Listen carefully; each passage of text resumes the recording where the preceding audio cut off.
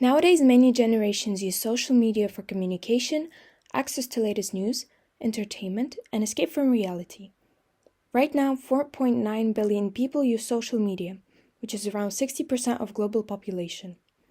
Generation Z's addiction to gadgets is increasing due to the rise of social media. This can be seen through their behavioral issues such as stress, anxiety, fear of missing out, and phubbing. In this video, we will be discussing how and why social media is messing with Gen Z's way of thinking and behaving, as well as the effects which can improve their behavioral psychology. To start off, adolescence is a crucial phase in a human's life, commonly ranging from ages 10 to 24. It transforms a child into an adult, and during this period, a young adult develops most intensively knowledge, skills, as well as physical and mental well-being. Adolescence includes psychological and hormone changes, meaning that children can achieve great independence, identity formation, relationship development, and more. Everything that surrounds the child during this period is involved in the formation of his or her personality. Thus, the impact of social media at this phase could influence and do some serious damage. I conducted a Google Forms in which I surveyed 15 parents of teens about their social media usage. One of the questions was, how much time does your child spend on social media? 53.3% of parents said that they don't control their media use. 20% replied with 30/1 hour of social media time, and the other 20% replied with 4/5 hours of social media time. Uncontrolled and unlimited use of social networks give the teenager a false sense of belonging to society and certain groups. In fact, in most cases, the teenager is alone. He or she does not receive the same feedback or development as if he communicated with his peers or teachers and mentors in person. The absence of social interactions has significantly proven to negatively affect the child's development. Social relations are an important part of life that have a good impact on our health, but lacking social interactions can lead to loneliness. Loneliness can cause stress, which your body interprets as a threat in the environment. In response, it releases the hormone cortisol. Occasionally, this hormone is beneficial as it stimulates the cardiovascular and immune system's work. But chronically raised cortisol levels can dysregulate the same systems, resulting with an elevated blood pressure, which could lead to a heart disease or heart attacks, high blood sugar levels, which could lead to diabetes, and promotes tuberculosis, which leads to progression and growth of cancer. Social media has indeed a huge impact on how children behave and think. Users may experience mental health issues such as social anxiety through low self-esteem, constant social comparison, fear of missing out, and poor body image.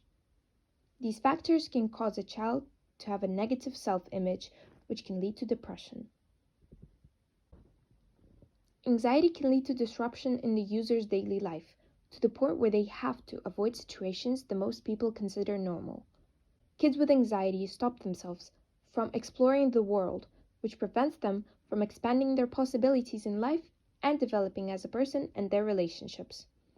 Amelia Hill, who's a reporter of the UK newspaper The Guardian, shares the results from a survey saying that almost 70% of teenagers who use social media make them feel stressed, anxious, and depressed. This disorder can cause major problems not only for individuals but also for society, as it lowers quality of life, reduces work productivity and achievement, and increases the chance of suicide, potentially leading to population decline in the future. The second issue is that in the long-term effects of using social media from early ages is most importantly addiction. How can you get addicted from being on social media, you might ask? According to studies, the continual likes, reposts, and shares from media lead to a brain's reward center, which is called nucleus accumbens, to create a chemical reaction similar to drugs like cocaine. Because of the effect that it has on the brain, social media is addictive both physically and psychologically. According to a Harvard University study, self-disclosure on social networking sites stimulates the same area of the brain as taking an addictive substance. When a person experiences something pleasant or consumes an addictive substance, neurons in the brain's primary dopamine-producing regions are stimulated, and dopamine levels increase. As a result, the brain perceives a reward and associates the substance or action with positive reinforcement. The most important question is, how can kids reduce the social media intake? The survey I had conducted showed that most parents use different techniques to distract their kids from wasting time on social media. The majority said that they offer alternative activities to the child, such as sport, family quality time, communication, and more. But in general, research has proven multiple times that spending time outside in nature can help lower cortisol levels, thus reducing levels of stress, depression, and anxiety. When we go outside in nature, we naturally feel a sense of appreciation and thankfulness, which results in improving mental health. This way of self-improvement is also known as adventure therapy.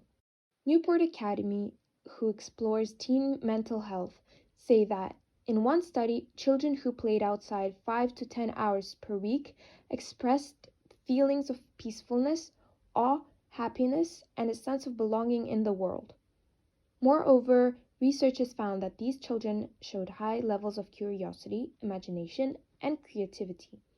This proves how effective the adventure therapy is and how it is the best and affordable solution for healing.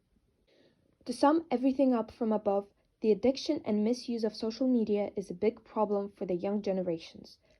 The aim of this video was to raise awareness about this problem and to inform the parents as well as young people about multiple solutions to this issue. Example of this could be spending time in nature, focusing on your physical and mental well-being, and spending time with family. Thank you so much for watching this video. I hope you found it useful. Stay safe and goodbye.